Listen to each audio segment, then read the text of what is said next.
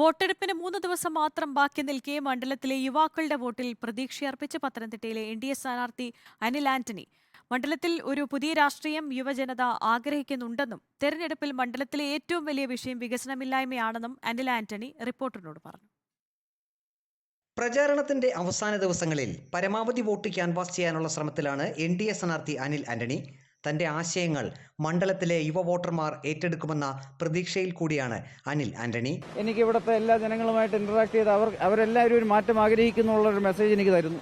മറ്റ് രണ്ടുപേരും ഏകദേശം 70 വയസ്സിന്റെ അടുത്തും 70 വയസ്സ് കഴിഞ്ഞവരുമൊക്കെയാണ്. ഇന്ന് LDFനും UDFനുമെതിരെ ജനവികാരം ശക്തമാണ്.